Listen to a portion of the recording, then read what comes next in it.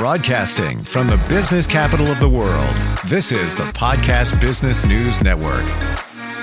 Welcome back, everybody. Think about this for a second. Your job, your work, how much time you spend at work. It's a major part of your life. Now, what if it's not the way you want it to be? What if it's not fulfilling? What if it's not comfortable?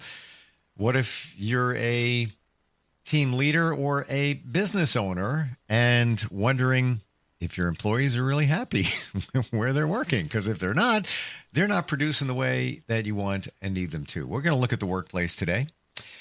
What can be done to improve? What makes a great workplace? And she works with people on this and much more all the time. Transformational coaching. She's an amazing speaker. I've gotten so much insight from her, even in the last couple of weeks in talking with Kristina Smith. And she's back with us. How you doing today? I am doing great, Steve. How about you? Doing very well, very well. Good. You know, I like to say TGIF. Yes. When it's a Friday, but I shouldn't be saying that because I'm done with work. I don't have to deal with it anymore. Yes, you look forward to the weekend and some of free time, your time, but it shouldn't be a product of get me the heck out of here.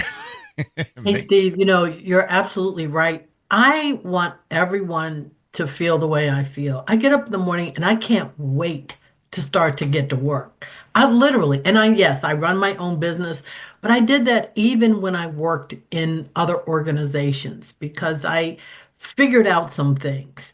And one of the things I figured out, so let me take a step back. One time I was at a job and I took the job because my kids were little and I wanted to be close to home. But I really was not good at the job. But my parents had convinced me, look, you can do anything. You can be anybody you want to be. You can do anything you want to do. So I figured even though I was underqualified for the job, I was going to take it and I was going to learn how to be good at this job. Well, that did not happen. This was not one of my skill sets. My team didn't like me because I couldn't produce and I was holding up their work. I was unhappy. I was feeling I'm not using my God-given talents, if you will. And I'm not being paid. And I would come home every day and I'd be in pain and I'd be thinking, I'm stuck. I'm stuck. And finally, after weeks, maybe even months of this, I had this knowing. I don't know whether it was a voice. I don't think it was a voice, but I just had this knowing. Something came to me and said, hey, you're creating your destiny. You are stuck because that's what you're thinking. And I thought, wow, I need to shift out of this mindset. I'm going to figure out what I'm good at and I'm going to figure out my next step, but I need an interim gap. I need in between this gap, I need something I can focus on, something I can say. I came up with this mantra of I'm moving in the direction of my greatest dreams. Even though I didn't know what that was yet, I felt joy. I felt excited. I felt like this is going to be an adventure. I'm moving in the direction of my greatest dreams. And then what I did was I took a couple of days to think, what do you love doing? And I said, I love learning information and I love sharing it with other people. And I said, okay, who does that? I knew I didn't want to be an elementary school teacher or a high school teacher or even a professor at a university. I said, that's out. But I really wanted to work in a corporation. And so I thought people in training and development do that. So I decided, okay, I want to be a trainer. But then my next thought was, I can't afford to stop and go back to school right now. I need to work and I don't know how to do that. I don't know anyone who does that. And then I said, you know what, Steve, guess what I said? That's not my job. It's not my job to figure out the how. I just needed to know the final destination. And so I let it go. I said, this is what I want and this is what's going to happen. I'm not kidding. Within 2 weeks after being definitive about what my end result was, within 2 weeks, Wow. I got an offer to come to a company that did not have a training department. But I had done some work in human resources. I ended up there. And within 2 months, they decided, we need a training department. I thought, oh, really? So literally, I applied with someone else within the organization, got that job, and then Steve, They paid for me to go all over the country to learn training and development. Wow. You manifested it. I did. You know, that's my thing. I Wow. did that. I Wow. did that. And I did that long before I came across this system that I use in my work, both with businesses and with individuals around how to create a life you really love living. That was before I ran into the system that's done by the Brave Thinking Institute. I just did it and I was so happy, literally happy. Wow. Thanks for sharing that. It's just more proof that if you manifest and do it effectively and not worry about the details, just the end result, that it can take place. Now, mindset. You were in that job before the Hmm. one that the perfect one appeared. Right. Can you, with the right mindset, make it work? So you're in that situation. It wasn't really, what you wanted. You needed it for the moment.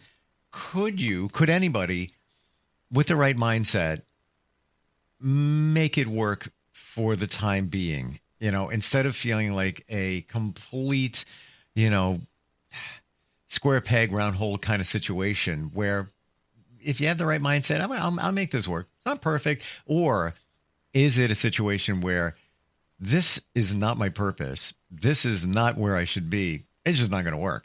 What are your thoughts on Yeah, that? I think that's a great question, Steve. I think it's a yes and it's a both. In the moment, you can say, I'm so happy that this is temporary. See, there's a Hmm. huge thing that I think a lot of people don't realize, and I call it staying above the line. And with all of my clients, I don't care whether they're business clients or individuals, I ask people to take out an 8.5 by 11 piece of paper and in the middle draw a horizontal line. And above the line, you want to put every positive word you can think of: joy, happiness, compassion, love, friendship. Then below the line, you want to put every negative word: jealousy, anger, deceit, fear, all those words. And I tell people you have one job: stay above the line. Hmm. Until we get through all the things we're going to go through to really help you bridge the gap between where you are and where you want to be, stay above the line. We've Hmm. talked before about everything is energy. Einstein, lots of other people have said everything is energy. And if you get on the frequency of what you want, you can't help but get it. What's the problem? That's an easy statement to make, but most of us are creatures of habit. Yep. We've been thinking the same way for 20 years, 30, 40, 50, 60, 70 years. And now, and so much of it, Steve, so much of it is done unconsciously. The way we think, the way we behave, the way we act, the way we treat other people. It's so embedded in us. So it's the idea of at least starting with a framework of, I want to stay above the line. And then what are the tools and tips and techniques that help people stay above the line? That's so important. But I'm telling you, even with just that, people can make some pretty big changes. Wow. Not to be negative here, but Okay. situations in workplaces, one comes to mind when we first started talking. I just have pictures in my mind of of different situations, workplaces that were great, then some that were not so great. Hmm. Have a friend who went back to work after a family situation, after a couple of years, back to what they were doing. Was in the medical field, and she got trained. This is a big, big, big company, by the way, in the New York area. So I just want to preface it. It's not like Yeah. it's a little Hmm. small Hmm. rinky-dinky company. Right. They trained her, and even during the training, they said, "If you have any questions, don't ask us any questions." Mm. Red flag number one. Then they Mhm. said a lot of people that start with us, many times they come here even the first interview or the first interaction, and they go to lunch, they never come back. Red flag Mhm. number two. Mhm. So she Mhm. starts the job, and it is just it's all numbers driven. You have to produce. There were times where she was being called out on it, and they were taking her results and giving them to somebody else by Mhm. error. Hmm. It was just what I'm getting at here is there was no compassion in the company. It was Right. all just robotic. Show up, do your thing. Um, just such a. She would tell me these situations, read emails that they would send. I'm like, "Ugh, how do they? This is real, and it was Right. real. She wound up quitting. She couldn't take it anymore. It Yeah. was it was. She's so conscientious and cares so much that it just didn't work for her. But it's the culture a lot of these companies have that. How do they not see it? Yeah. Yeah. Yeah.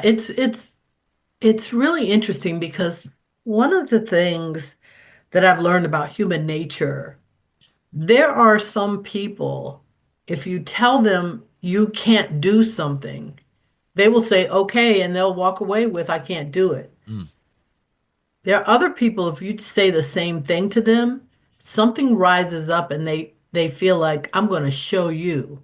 Like if you say you can't build a house in, a month, hmm some people say, okay, I'm walking away from it. But other people will say, I'm going to show you. So there's this dynamic within all of us. Some people feel challenged by what you were just talking about. Some people will take that as I'm going to challenge this. I'm going to challenge me and this situation and this company. I'm going to challenge to do what you say can't be done. Yep. And you got to be the right person to be in that place. But one of the things that you made me think of, Steve, is the idea that I have trained myself almost no matter what happens. If I stub my toe really, really hard, my first thought is, wow, that's great. Now, I might not be able to, if you say to me, why is that great? I might not have an answer for you. But what it does, Steve, is it keeps me from going down the going below the line. It keeps me from cursing and saying, why did somebody push that table out? It should be put, it keeps me from, so automatically, no matter what happened, I've been in a car accident before and said, wow, that's great. And laughed because I want to stay at a certain level. When we vibrate, I'm telling you, Maya Angelou said the purpose of life is to be in a state of flow. You can get in a state of flow when you stay above the line because you're Mm. vibrating at such a place. I am not joking. I am becoming a manifestation maven. I can think things and they happen because I stay above the line. I would say 95% of the day I'm above the line. Like I can walk by and hear the news and everything that's going wrong and everybody's doing this, that, and the other. It doesn't phase me. It doesn't phase me. I It got doesn't. you. I'm working on it. I hear you. Maybe I need to work with you. Um, I almost feel that I said my situation about laughing at things that hurt because Hmm. you're saying what I've said to people recently and had medical situation. That's all good now. Wasn't even that major. Hmm. Needed stitches, needed a lot of them.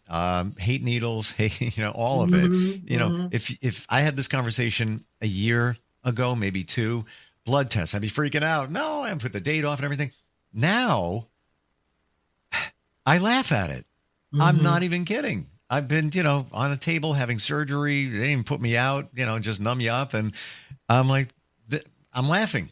I'm not Yeah. even kidding. This is great. Yeah. Having conversations about what was on TV and, a award show that just took place, with the doctors and we're talking to the nurses and everything.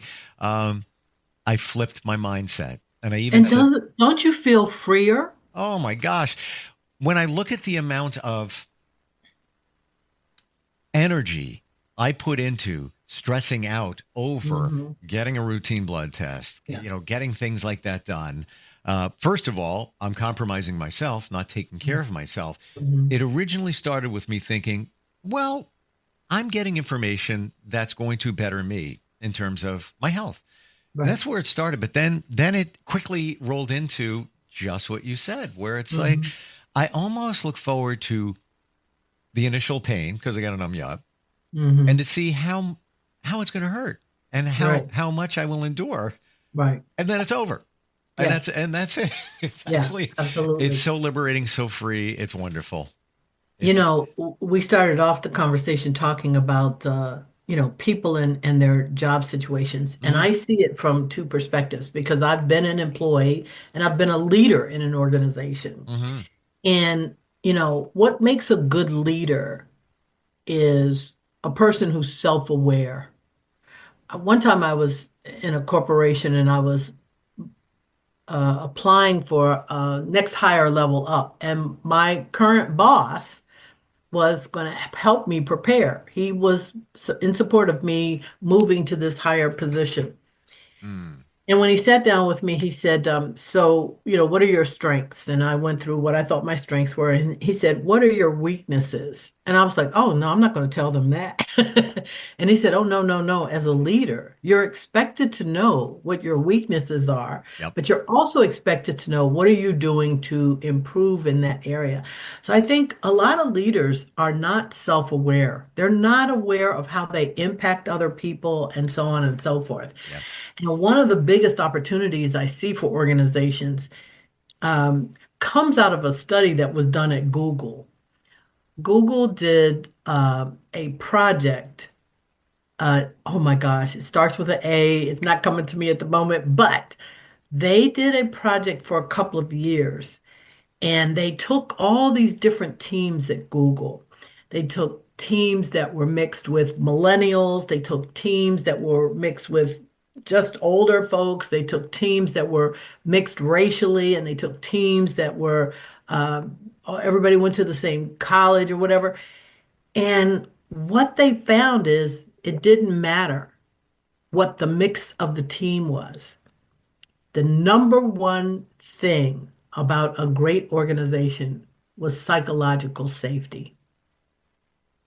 If a team felt psychologically safe to bring to its leader, team leader, president of the company, whoever, there's a better way to do this, and that they weren't going to be, ostracized, they weren't going to be talked down to, Yep. they weren't going to be told, we've done that before and it didn't work.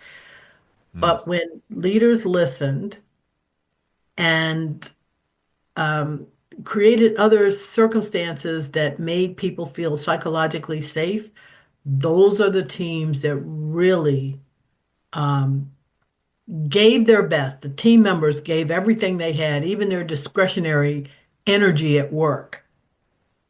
Even, they were just really into their work when they felt psychologically safe. And I think that's really profound. I think a lot of leaders miss that. I totally agree with you. And that now Mm, you bring back a picture in my mind of a company that I worked with. And they had three leaders in the company, um, two of which I was there for. And the first one, nobody felt psychologically safe. Of mhm. course, this manager would make it feel like, yeah, doors open. You come, anything you need to say, come on. Every time you went in there, in the corner pocket, those offices are always in the corner, and I never figured Yeah, out yeah, why. yeah. Don't even know. You didn't feel comfortable.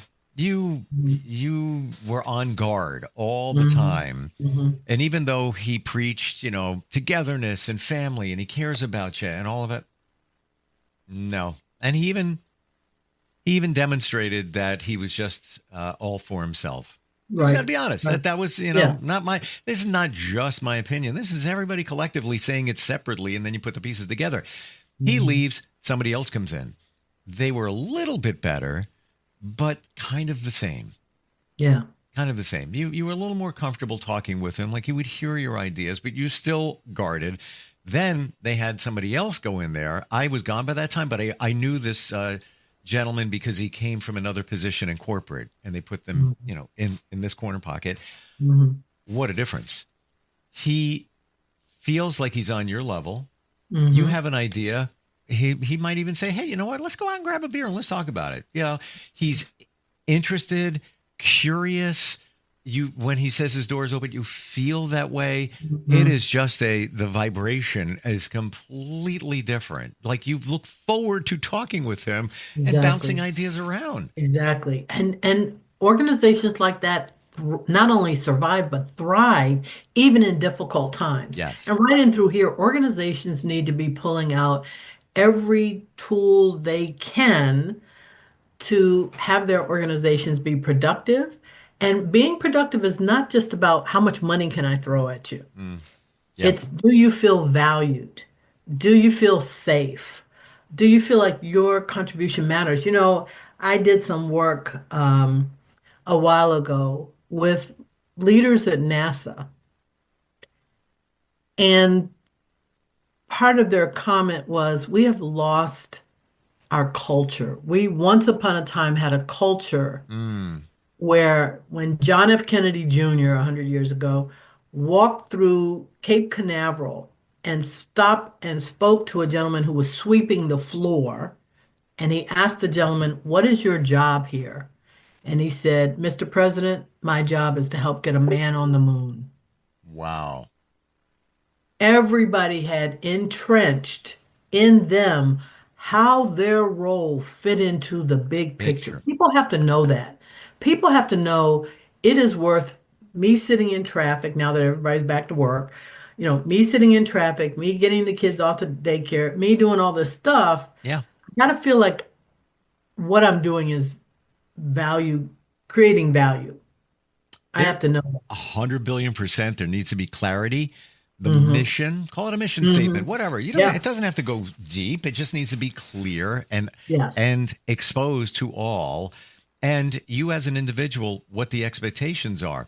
I remember I was in between jobs, took a job with somebody, knew them, and helped a lot in this job, uncovered a number of digital things that needed to Hmm. be addressed. Hmm. Hmm. But sometimes I was there not even knowing what I should be doing. I Right. already took care of this or took care of this. Now I'm at my desk. Like, what do I do? Like, it was very Right. uncomfortable. It was Right. very Right. uncomfortable because I it know. wasn't clearly defined as to what my role was. And then, I would always be out there looking for different things I could do to help out because Hmm. for the betterment of the organization. But I think a Absolutely. lot of times there's not a lot of clarity. Needs to Yeah. be. Absolutely. I Absolutely. love that story about, getting a man on the moon. I mean, Yeah. Isn't that amazing? I didn't expect that. Uh, I expected to hear, well, keep the floors clean and safe, for all. Mm, No. wow. Everybody was told, you are supporting this mission, and this is our mission, and everything everyone does here is supporting that. That Yeah. took my breath away the first time I heard it. I was like, oh, I was like you. I was not expecting to hear No, that. that felt good. Yeah, It absolutely. really, And really did. another thing that I've seen really good leaders do, and I've seen a lot of good leaders do this. Nelson Mandela once said, "A good leader knows when to lead from the front and when to follow." And what that does is it demonstrates a nuanced blend of firmness and flexibility. I remember one time working in an organization where the chief financial officer had embezzled a lot of money. And they had hired a new support person to that person, so second in command. That person didn't know the particular industry, and I'm not going to say the industry, but that person didn't know the industry that we were in, but Mm, knew finance. And so once this other gentleman was let go, he pulled his team together and he said, "Look, I don't know this business. You're going to have to help me." And those people rose up to support him. He was voted, and this is a really large organization. He was voted as best leader because he was not afraid to say, "I don't know this business. I know finance. I'll help as, along those lines, but you all are going to have to help me." And people just loved his vulnerability. People mm, loved being able to say, I'm going to support you. I'm going to show you what you need to know. wow. So that ability to be able to lead and to be able to follow at the right time is so important. People need to know that they're needed. And then let's look at it from the employee perspective. I do a lot of work with organizations around working with their teams so that they can, one, identify, we talked at the top of the hour, identify, is this a right fit for me? Am I in the right place? And if I am, but I have some little peripheral things, let's work those things out. Sure. But if I'm totally in the wrong place, let's create a plan. In the meantime, let's go back to what we were saying before. In the meantime, we can say, this is great. I can feel that I'm not in the right place. I can see I'm not in the right place. And at the same time, I'm going to use this as an impetus to go to what I really feel like I can do better or in a better environment or whatever. So we can know that we're not in the right place, still stay above the line, and work towards moving someplace else. Love it. I want everybody to feel like I feel like get up in the morning. It's like, I can't wait to get out the bed and go do what I do. And do my thing and make a difference. Yes. I am going to share the Nelson Mandela quote. A true leader knows when to lead and when to follow. Yes. And that person I mentioned out of those three managers, the last one, that's him. Yeah. He's the one that was his name. Was his name Nelson? No. No, it wasn't. But I'll tell you, I see him doing both roles where he just, kicks back, goes into the background and just kind of floats along and supports while others. And I think we're out of time, but maybe for another time. Yeah. It's ego. It's ego. Yes. Because the other two people just had these egos that were driving everything. They, not that they're bad people. Right. Ego got in the way. Yeah. Ego got in the way. Have a great weekend. Don't go anywhere until we tell everybody how we connect with you. Oh, yeah, absolutely. And it doesn't matter if you're looking to change careers, modify your current situation, or if you own a company or are a team leader, you got it covered. How do we find you?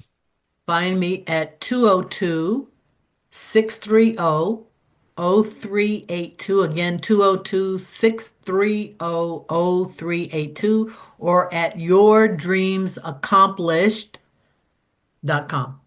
Wonderful talking with you. Thank you, Steve. Good stuff. And we'll catch up next time. We'll be right back. All right. Take care.